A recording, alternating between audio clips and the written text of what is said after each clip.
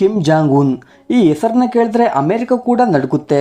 ಉತ್ತರ ಕೊರಿಯಾವನ್ನು ಪ್ರಪಂಚದಿಂದ ಬೇರೆ ಮಾಡಿದ ಈ ನಾಯಕನ ದುಷ್ಟ ಆಡಳಿತ ಬಗ್ಗೆ ತಿಳಿದರೆ ನಾವು ಎಷ್ಟು ಸ್ವತಂತ್ರವಾಗಿ ಜೀವನ ನಡೆಸ್ತಿದ್ದೇವೆ ಅಂತ ನಮಗೇನೆ ಅರ್ಥವಾಗುತ್ತೆ. ಕೇವಲ ಕಿಮ್ ಮಾತ್ರ ಅಲ್ಲ, ಅವನ ಕುಟುಂಬವೆಲ್ಲ ಅಷ್ಟೇ. ಯಾರಾದರೂ ಅವರಿಗೆ ಎದುರು ತಿರುಗಿದ್ರೆ ಅವರು ತಮ್ಮ ಸ್ವಂತ ಜನರಂತ ಕೂಡ ನೋಡದೆ ಅವರನ್ನೆಲ್ಲ ಕೊಲ್ಲುವುದು ಅವರ ಹವ್ಯಾಸ. ಇಂತಹ ಹುಚ್ಚುದೊರೆಯ ಅಧಿಕಾರದಲ್ಲಿ ಆ ದೇಶದ ಜನರ ಪರಿಸ್ಥಿತಿ ಯಾವ ರೀತಿ ಇರುತ್ತೆ ಅಂತ ನೀವೇ ಒಮ್ಮೆ ಊಹಿಸಿಕೊಳ್ಳಿ. ಅಷ್ಟೇ ಅಲ್ಲ, ಆ ದೇಶವು ಇಂದಿಗೂ ಕೂಡ ಸುಮಾರು 100 ವರ್ಷಗಳಷ್ಟು ಹಿಂದೆ ಉಳಿದಿದೆ ಅಂದ್ರೆ ನೀವು ನಂಬಲೇಬೇಕು. ಅಲ್ಲಿ ಈಗಲೂ ಸರಿಯಾಗಿ ಇಂಟರ್ನೆಟ್ ಇಲ್ಲ, ಕೇವಲ 3 ಟಿವಿ ಚಾನೆಲ್ಗಳು ಮಾತ್ರ ಇವೆ. ಫೋನ್ಗಳನ್ನು ಕೂಡ ಯಾರು ಬಳಸೋ ಹಾಗಿಲ್ಲ, ಬಡವರಿಗೆ ಫೋಟೋ ತೆಗೆಯಲು ಅವಕಾಶವಿಲ್ಲ. ಹೀಗೆ ಹಲವಾರು ನಿಯಮಗಳು ಉತ್ತರ ಕೊರಿಯಾದಲ್ಲಿವೆ. ಪ್ರಪಂಚವೆಲ್ಲ ಕೊರೋನಾ ವೈರಸ್ನಿಂದ ಬಳಲುತ್ತಿದ್ರೆ ಆ ದೇಶದಲ್ಲಿ ಮಾತ್ರ ಒಂದೇ ಒಂದು ಕೊರೋನಾ ಕೇಸ್ ಸಿಕ್ಕದೆ ಇರುವುದು ನಿಜಕ್ಕೂ ಆಶ್ಚರ್ಯಕಾರಕ. ಅಂದ್ರೆ ನೀವೇ ಊಹಿಸ್ಕೊಳ್ಳಿ, ಉತ್ತರ ಕೊರಿಯಾ ಪ್ರಪಂಚದಿಂದ ಎಷ್ಟು ದೂರ ಉಳಿದಿದೆ ಅಂತ. ಈ ವಿಡಿಯೋದಲ್ಲಿ ಕಿಮ್ ಜಾಂಗ್ ಉನ್ನ ಪೂರ್ಣ ಮಾಹಿತಿನ ತಿಳ್ಕೊಳ್ಳೋಣ. ಅದಕ್ಕಿಂತ ಮುಂಚೆ ನೀವಿನ್ನು ನಮ್ಮ ಚಾನಲ್ಗೆ ಸಬ್ಸ್ಕ್ರೈಬ್ ಆಗಿಲ್ಲ ಅಂದರೆ ತಕ್ಷಣ ಸಬ್ಸ್ಕ್ರೈಬ್ ಮಾಡ್ಕೊಳ್ಳಿ. ಹಾಗೆ ಪಕ್ಕದಲ್ಲಿರುವ ಬೆಲ್ ಬಟನ್ನ ಆನ್ ಮಾಡಿಕೊಳ್ಳೋ ಮೂಲಕ ನಾವು ಮಾಡುವ ಪ್ರತಿಯೊಂದು ವಿಡಿಯೋದ ನೋಟಿಫಿಕೇಶನ್ನ ಪಡಿಬೋದು. ಹಲವರು ಹೇಳೋ ಪ್ರಕಾರ ಉತ್ತರ ಕೊರಿಯಾ ತುಂಬ ಕಷ್ಟಗಳಿಂದ ಕೂಡಿರುವ ದೇಶ. ಹಾಗೆ ಉತ್ತರ ಕೊರಿಯಾದ ಜನರು ಕೂಡ ಅತ್ಯಂತ ಬಡತನವನ್ನು ಅನುಭವಿಸುತ್ತಿದ್ದಾರೆ ಅಂತ ಹೇಳ್ತಾರೆ. ಆದರೆ ಈ ವಿಷಯವು ಪ್ರಪಂಚಕ್ಕೆ ತಿಳಿಯದಂತೆ ಕಿಮ್ ಬಹಳ ಎಚ್ಚರಿಕೆ ವಹಿಸಿದ್ದಾನೆ. ಅಲ್ಲಿ ಒಂದ್ ಕಡೆ ದೇಶ ಹಸಿವಿನಿಂದ ಸಾಯ್ತಿದ್ರೆ ಕಿಮ್ನ ರಾಜ್ಯ ಸೌಕರ್ಯಗಳಿಗೆ ಮಾತ್ರ ಯಾವುದೇ ಕೊರತೆ ಇಲ್ಲ. ಕಿಮ್ನ ಬಳಿ ಊಹಿಸಲಾರದಷ್ಟು ಸಂಪತ್ತಿದೆ.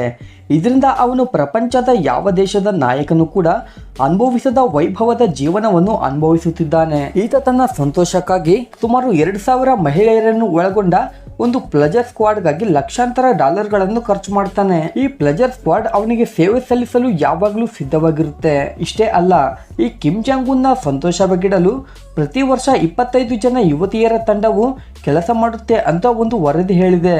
ಈ ತಂಡದಲ್ಲಿ 20 ವರ್ಷದ ಒಳಗಿನ ಯುವತಿಯರನ್ನು ಆಯ್ಕೆ ಮಾಡಿ 1 ವರ್ಷದವರೆಗೆ ಕಿಮ್ನ ಬಳಿ ಇಡಲಾಗುತ್ತೆ. ಹಾಗೆ ಈ ಯುವತಿಯರನ್ನು ಆಯ್ಕೆ ಮಾಡಲು ಒಂದು ದೊಡ್ಡ ಪ್ರಕ್ರಿಯೆನೇ ನಡೆಯುತ್ತೆ ಅಂತ ಆ ತಂಡದಿಂದ ತಪ್ಪಿಸಿಕೊಂಡ ಒಬ್ಬ ಮಹಿಳೆ ಹೇಳಿದ್ದಾಳೆ. ಈ ತಂಡಕ್ಕೆ ಆಯ್ಕೆ ಮಾಡುವಾಗ ಅವರ ಮೇಲೆ ಚಿಕ್ಕ ಮಚ್ಚೆ ಇದ್ರು ಇಲ್ಲ ಯಾವುದಾದ್ರೂ ಸಮಸ್ಯೆ ಇದ್ರೂ ಕೂಡ ಅವರನ್ನು ತಂಡದಿಂದ ಹೊರ ಹಾಕಲಾಗುತ್ತೆ ಅಂತ ಹೇಳಲಾಗಿದೆ. ಸೌಂದರ್ಯದಲ್ಲಿ ಅತ್ಯಂತ ಆಕರ್ಷಕವಾಗಿರುವ ಹಾಗೆ ಎಲ್ಲ ಮೆಡಿಕಲ್ ಟೆಸ್ಟ್ಗಳನ್ನು ಮಾಡಿ ಅವರನ್ನು ಈ ತಂಡಕ್ಕೆ ಆಯ್ಕೆ ಮಾಡಲಾಗುತ್ತೆ. ಮೊದಲು ಈ ತಂಡಕ್ಕೆ ಹುಡುಗಿಯರನ್ನು ಆಯ್ಕೆ ಮಾಡಲು ಕಿಮ್ನ ಆಪ್ತರು ದೇಶಾದ್ಯಂತ ಸಂಚರಿಸಿ ಆಕರ್ಷಕ ಹುಡುಗಿಯರನ್ನು ಕರ್ಕೊಂಡ್ಬರ್ತಾರೆ. ಹಾಗೆ ಆ ಯುವತಿಯರ ಕುಟುಂಬದ ವಿವರಗಳನ್ನು ಮತ್ತು ಅವರ ಹಿನ್ನೆಲೆಯನ್ನು ಕೂಡ ತಿಳಿದುಕೊಳ್ಳಲಾಗುತ್ತೆ. ಈ ಹಿಂದೆ ಇವರಲ್ಲಿ ಯಾರಾದರೂ ಉತ್ತರ ಕೊರಿಯಾದಿಂದ ತಪ್ಪಿಸಿಕೊಂಡಿದ್ರೆ ಅಥವಾ ದಕ್ಷಿಣ ಕೊರಿಯಾದಲ್ಲಿ ಅಥವಾ ಇನ್ಯಾವುದೋ ದೇಶದಲ್ಲಿ ಸಂಬಂಧಿಕರು ಇದ್ರೆ ಅಂತಹವರನ್ನು ಈ ತಂಡಕ್ಕೆ ಆಯ್ಕೆ ಮಾಡುವುದಿಲ್ಲ. ಈ ರೀತಿ ಕರ್ಕೊಂಬಂದ ಯುವತಿಯರಿಗೆಲ್ಲ ಕಣ್ಣೆತ್ತುವ ಪರೀಕ್ಷೆಗಳನ್ನು ಮಾಡ್ತಾರೆ. ಇದರಲ್ಲಿ ಪಾಸ್ ಆದ್ರೆ ಮಾತ್ರ ಅವರನ್ನು ಆಯ್ಕೆ ಮಾಡಲಾಗುತ್ತೆ. ಆನಂತರ ಈ 25 ಜನ ಯುವತಿಯರನ್ನು ಅವರ ರಾಜಧಾನಿಯಾದ ಪಿಯಾಂಗ್ಗೆ ಕಳುಹಿಸಲಾಗುತ್ತೆ. ಇಲ್ಲಿ ಇವರ ಕೆಲಸವೇನೆಂದ್ರೆ ಕಿಮ್ ಜಾಂಗ್ ಉನ್ನ ಎಲ್ಲ ರೀತಿಯಲ್ಲೂ ಸಂತೋಷಪಡಿಸುವುದು ಅಂತ ಆ ತಂಡದಿಂದ ತಪ್ಪಿಸಿಕೊಂಡ ಪಾರ್ಕ್ ಎಂಬ ಯುವತಿ ಅಂತಾರಾಷ್ಟ್ರೀಯ ಮಾಧ್ಯಮಕ್ಕೆ ಮಾಹಿತಿ ನೀಡಿದ್ದಾಳೆ. ಇಲ್ಲಿ ಈ 25 ಜನ ಯುವತಿಯರನ್ನು 3 ತಂಡಗಳಾಗಿ ವಿಭಜಿಸಲಾಗುತ್ತೆ. ಇದರಲ್ಲಿ ಕಿಮ್ಗೆ ಮಸಾಜ್ ಮಾಡಲು ಒಂದು ತಂಡವಾದ್ರೆ ಕಿಮ್ನ ಜೊತೆ ಹಾಡು ಆಡಲು ನೃತ್ಯ ಮಾಡಲು ಇನ್ನೊಂದು ತಂಡ, ಹಾಗೆ 3ನೇ ತಂಡವನ್ನು ಕಿಮ್ನ ಜೊತೆ ಲೈಂಗಿಕ ಕಾರ್ಯವನ್ನು ನಡೆಸಲು ಸಿದ್ಧಪಡಿಸಲಾಗಿರುತ್ತೆ. ಇಲ್ಲಿ ಅತ್ಯಂತ ಸುಂದರವಾದ ಯುವತಿಯರನ್ನು ಮಾತ್ರ ಈ 3ನೇ ತಂಡಕ್ಕೆ ಆಯ್ಕೆ ಮಾಡಲಾಗುತ್ತೆ. ಇಲ್ಲಿ ಈ ಯುವತಿಯರಿಗೆ 20 ವರ್ಷ ಬರೋವರೆಗೂ ಇದೇ ತಂಡದಲ್ಲಿ ಇಡಲಾಗುತ್ತೆ. ಇವರಿಗೆ 20 ವರ್ಷ ಮುಗಿದ ಕೂಡಲೇ ಇವರನ್ನು ಕಿಮ್ನ ಬಾಡಿ ಗಾರ್ಡ್ಸ್ಗೆ ಕೊಟ್ಟು ಮದುವೆ ಮಾಡಲಾಗುತ್ತೆ ಅಂತ ಪಾರ್ಕ್ ತಿಳಿಸಿದ್ದಾಳೆ. ಇಲ್ಲಿ ಕಿಮ್ನ ಬಳಿಗೆ ಯುವತಿಯರನ್ನು ಕಳಿಸೋಕೆ ಅವರ ಕುಟುಂಬದವರ ಒಪ್ಪಿಗೆ ಕೂಡ ಇರುತ್ತಂತೆ. ಏಕೆಂದ್ರೆ ಅವರ ಮಕ್ಕಳು ಕಿಮ್ನ ಬಳಿ ಇದ್ರೆ ಅಟ್ಲೀಸ್ಟ್ ಅವರು ಹಸಿವಿನಿಂದ ಬಳಲದೆ ಇರಬಹುದು ಅಂತ.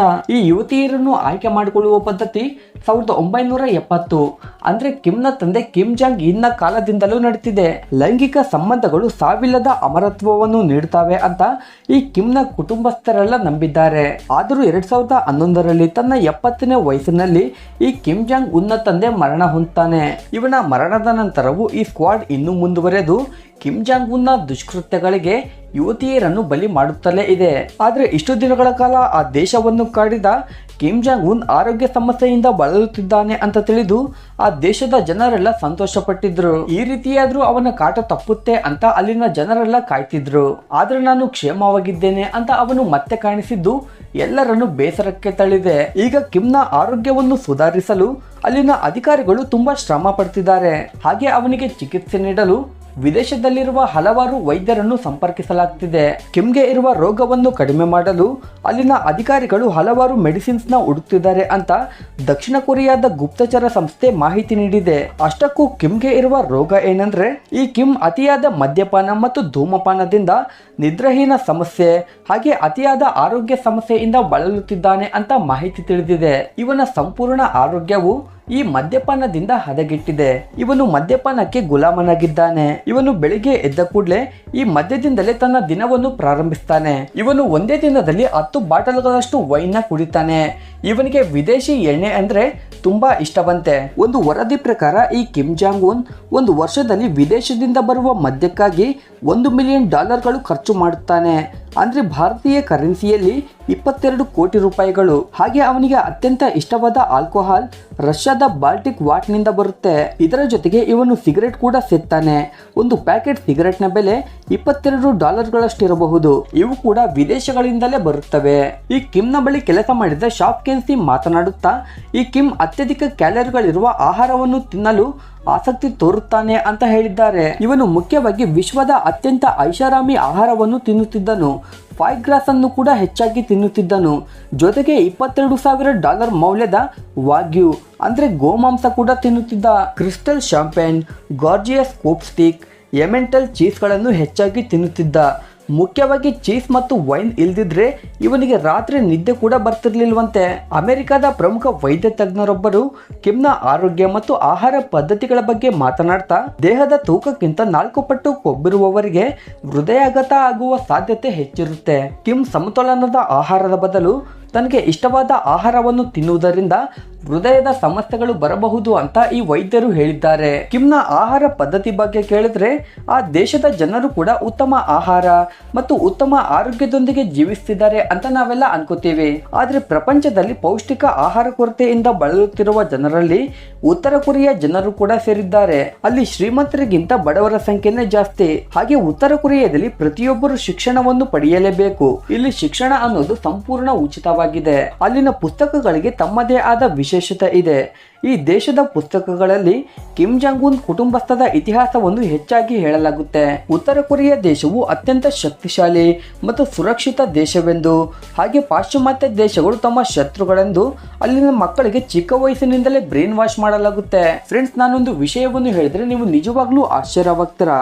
ಅದೇನಂದ್ರೆ ಈ ಕಿಮ್ ಜಾಂಗ್ ಉನ್ ತಿಂಗಳಿಗೊಮ್ಮೆ ಉತ್ತರ ಕೊರಿಯಾವನ್ನು ಸಂದರ್ಶಿಸುತ್ತಾನೆ. ಹಾಗೆ ಅಲ್ಲಿರುವ ದೊಡ್ಡ ದೊಡ್ಡ ಕಾಲೇಜುಗಳಿಗೆ ಭೇಟಿ ನೀಡ್ತಾನೆ ಮತ್ತು ಅಲ್ಲಿ ಯಾವ ಹುಡುಗಿಯನ್ನು ಇಷ್ಟಪಡ್ತಾನೋ ಅವಳನ್ನು ತನ್ನ ರಾಜಭವನಕ್ಕೆ ಆಹ್ವಾನಿಸುತ್ತಾನೆ. ಇದಕ್ಕೆ ಯಾರಾದರೂ ಸರಿ ಒಪ್ಪಿಕೊಳ್ಳಲೇಬೇಕು, ಏಕೆಂದ್ರೆ ಇದನ್ನು ಚಿಕ್ಕ ವಯಸ್ಸಿನಿಂದಲೇ ಅಲ್ಲಿನ ಕಾಲೇಜುಗಳಲ್ಲಿ ಕಲಿಸಲಾಗುತ್ತೆ. ಈ ಕಿಮ್ ಹೆಚ್ಚಾಗಿ 18ರಿಂದ 21 ವಯಸ್ಸಿನೊಳಗಿರುವ ಹುಡುಗಿಯರನ್ನು ಹೆಚ್ಚಾಗಿ ಇಷ್ಟಪಡ್ತಾನೆ. ಇವರ ಜೊತೆ ಸಂಭೋಗಿಸುವುದು ತುಂಬಾ ಖುಷಿ ನೀಡುತ್ತೆ ಅಂತ ಆತ ಭಾವಿಸುತ್ತಾನೆ. ಈತನ ಅಧಿಕಾರಿಗಳು ಸುಂದರವಾದ ಹುಡುಗಿಯರಿಗೋಸ್ಕರ ಪ್ರತಿಯೊಂದು ತರಗತಿಯನ್ನು ಶೋಧಿಸುತ್ತಾರೆ. ಅಲ್ಲಿ ಯಾರಾದರೂ ಸುಂದರವಾಗಿ ಕಂಡ್ರೆ ಅಧಿಕಾರಿಗಳು ಅವರ ಕುಟುಂಬದ ಸ್ಥಿತಿಯನ್ನು ಮತ್ತು ಅವರ ಹಿನ್ನೆಲೆಯನ್ನು ತಿಳ್ಕೊಂಡು ಅಲ್ಲಿಂದ ಅವ್ರನ್ನ ಕರ್ಕೊಂಡೋಗ್ತಾರೆ. ಈ ಉತ್ತರ ಕೊರಿಯಾಗೆ ಕಾಲಿಟ್ಟ ತಕ್ಷಣ ಯಾವುದೋ ಹೊಸ ಗ್ರಹಕ್ಕೆ ಬಂದಂತೆ ಭಾಸವಾಗುತ್ತೆ. ಅಲ್ಲಿನ ಜನರನ್ನು ನೋಡಿದ್ರೆ ನಿಜವಾಗ್ಲೂ ಕರುಣೆ ಉಂಟಾಗುತ್ತೆ. ಹಾಗೆ ಅಲ್ಲಿನ ನಿಯಮಗಳ ಬಗ್ಗೆ ತಿಳಿದ್ರೆ ಮಾನವ ಹಕ್ಕುಗಳು ನಿಜವಾಗ್ಲೂ ಇವೆಯೇ ಎಂಬ ಸಂಶಯ ಮೂಡುತ್ತೆ. ಈ ಉತ್ತರ ಕೊರಿಯಾದ ನಾಯಕ ಕಿಮ್ ಜಾಂಗ್ ಉನ್ ನ ಅಲ್ಲಿನ ಜನರೆಲ್ಲ ದೇವರಂತ ಒಪ್ಪಿಕೊಳ್ಳಲೇಬೇಕು. ಹಾಗೆ ಪ್ರತಿಯೊಂದು ಮನೆಯಲ್ಲೂ ಕಿಮ್ ಮತ್ತು ಆತನ ತಂದೆಯ ಫೋಟೋಗಳು ಇರಲೇಬೇಕು, ಇಲ್ಲಾಂದ್ರೆ ಅವರ ಪ್ರಾಣಗಳು ಉಳಿಯಲ್ಲ. ನಮಗೆ ವಾರದಲ್ಲಿ 6 ದಿನ ಕಂಟಿನ್ಯೂಸ್ ಆಗಿ ಕೆಲಸ ಮಾಡಿದ್ರೇನೆ ಬೇಸರವಾಗುತ್ತೆ. ಆದ್ರೆ ಈ ದೇಶದಲ್ಲಿರೋ ಜನಗಳು ಮಾತ್ರ ವಾರಕ್ಕೆ 7 ದಿನ ಕೆಲಸ ಮಾಡಲೇಬೇಕು. ಆದ್ರೆ ಹೊರಗಡೆ ಮಾತ್ರ ವಾರಕ್ಕೆ 6 ದಿನ ಕೆಲಸ ಮಾಡ್ತೀವಿ ಅಂತ ಹೇಳ್ಕೊಳ್ತಾರೆ. ಈ ದೇಶದಲ್ಲಿ ಏನಾದ್ರೂ ಪೋರ್ನ್ ವಿಡಿಯೋಗಳನ್ನು ನೋಡಿದ್ರೆ ಅವರಿಗೆ ಸಾವೇ ಗತಿ. ಅಲ್ಲಿನ ದಕ್ಷಿಣ ಕೊರಿಯಾ ಅಶ್ಲೀಲ ಚಿತ್ರಗಳಿಗೆ ಹೆಸರಾದ್ರೂ ಕೂಡ ಉತ್ತರ ಕೊರಿಯಾ ಮಾತ್ರ ತುಂಬಾನೇ ಡಿಫರೆಂಟ್. ಈ ದೇಶದಲ್ಲಿ ಯಾರಾದ್ರೂ ಪೋರ್ನ್ ನೋಡ್ತಿದ್ದಾರೆ ಅಂತ ಸಂಶಯ ಬಂದ್ರೂ ಕೂಡ ಅವ್ರನ್ನ ಕೊಂದು ಹಾಕ್ತಾರೆ. ಅಷ್ಟೇ ಅಲ್ಲ, ಅಲ್ಲಿ ಯಾರು ಕೂಡ ಬೈಬಲ್ನ ಓದಬಾರ್ದು. ಯಾರ ಬಳಿ ಆದ್ರೂ ಅದು ಕಂಡು ಬಂದ್ರೆ ಅವರಿಗೆ ಸಾವೇ ಗತಿ. ಆ ದೇಶದ ಪ್ರತಿ ಮನೆಯಲ್ಲೂ ಕೂಡ ರೇಡಿಯೋ ಇರುತ್ತೆ. ಅದು ಯಾವಾಗ್ಲೂ ಕೂಡ ಆನ್ ಇರಬೇಕು. ಆಫ್ ಮಾಡಿದ್ರೆ ಶಿಕ್ಷೆ ತಪ್ಪಿದ್ದಲ್ಲ. ಅಲ್ಲಿ ಕೇವಲ 3 ಟಿವಿ ಚಾನೆಲ್ಗಳು ಮಾತ್ರ ಇರ್ತವೆ. ಅವು ಕೂಡ ಆ ದೇಶದ ನಾಯಕರು ಏನ್ ಹೇಳ್ತಾರೋ ಅವನ್ನೇ ಪ್ರಸಾರ ಮಾಡಬೇಕು. ಅಲ್ಲಿ ಇಂಟರ್ನೆಟ್ ಇರಲ್ಲ. ಪ್ರಪಂಚದಲ್ಲಿ ಏನಾಗ್ತಿದೆ ಅಂತ ಅವರಿಗೆ ಗೊತ್ತಿರಲ್ಲ. ಕೇವಲ VIP ಗಳಿಗೆ ಮಾತ್ರ ಈ ಇಂಟರ್ನೆಟ್ ನ ಒದಗಿಸಲಾಗುತ್ತೆ. ಇದಕ್ಕಾಗಿ ರೆಡ್ ಸ್ಟಾರ್ ಎಂಬ ವ್ಯವಸ್ಥೆಯನ್ನು ಕೂಡ ರಚಿಸಲಾಗಿದೆ. ಈ ಉತ್ತರ ಕೊರಿಯಾದಲ್ಲಿ ಕಿಮ್ ಜಾಂಗ್ ಉನ್ ನ ದೌರ್ಜನ್ಯಗಳು ದಿನದಿಂದ ದಿನಕ್ಕೆ ಹೆಚ್ಚಾಗ್ತಿವೆ. ಆದ್ರೂ ಕೂಡ ಅಲ್ಲಿನ ಜನ ಮಾತ್ರ ಏನು ಮಾಡೋಕ್ಕಾಗದ ಸ್ಥಿತಿಯಲ್ಲಿದ್ದಾರೆ. ಪ್ರಪಂಚದ ಎಲ್ಲಾ ದೇಶಗಳಂತೆ ಉತ್ತರ ಕೊರಿಯಾದಲ್ಲಿ ಕೂಡ 5 ವರ್ಷಗಳಿಗೊಮ್ಮೆ ಎಲೆಕ್ಷನ್ ನಡೆಯುತ್ತೆ. ಇದರಲ್ಲಿ ಕೇವಲ ಒಬ್ಬನೇ ಒಬ್ಬ ಅಭ್ಯರ್ಥಿ ಸ್ಪರ್ಧಿಸುತ್ತಾನೆ. ಆತನೇ ಕಿಮ್ ಜಾಂಗ್ ಉನ್. ಇಲ್ಲಿನ ಜನಗಳಿಗೆ ಈತ ಇಷ್ಟ ಇದ್ರು ಇಲ್ದಿದ್ರು ಈತನಿಗೆ ವೋಟ್ ಹಾಕಿ ಗೆಲ್ಸ್ಬೇಕು. ಒಂದ್ ವೇಳೆ ಈತನಿಗೆ ಯಾರಾದ್ರೂ ವಿರುದ್ಧವಾಗಿ ಮಾತನಾಡಿದ್ರೆ ಅವರ ಪರಿಸ್ಥಿತಿ ಏನಾಗ್ಬೋದು ಅಂತ ನಿಮ್ಗೆ ಗೊತ್ತೇ ಇದೆ. ಸೊ ಇಷ್ಟೇ ಫ್ರೆಂಡ್ಸ್ ಇವತ್ತಿನ ವಿಡಿಯೋ. ಈ ವಿಡಿಯೋವನ್ನು ನೋಡಿದ ಮೇಲೆ ಕಿಮ್ನ ದೌರ್ಜನ್ಯಗಳ ಬಗ್ಗೆ ನಿಮ್ಗೆ ಏನು ಅನಿಸ್ತಿದೆ ಅಂತ ಕೆಳಗಡೆ ಕಮೆಂಟ್ ಮಾಡಿ. ಹಾಗೆ ವಿಡಿಯೋ ಇಷ್ಟವಾದ್ರೆ ವಿಡಿಯೋಗೆ ಒಂದು ಲೈಕ್ ಮಾಡಿ. ನಮ್ಮ ಚಾನಲ್ನ ತಪ್ಪದೆ ಸಬ್ಸ್ಕ್ರೈಬ್ ಮಾಡ್ಕೊಳ್ಳಿ. ಮುಂದಿನ ಸಲ ಮತ್ತೊಂದು ಹೊಸ ವಿಡಿಯೋ ಮುಖಾಂತರ ಸಿಗೋಣ. Thank you for watching.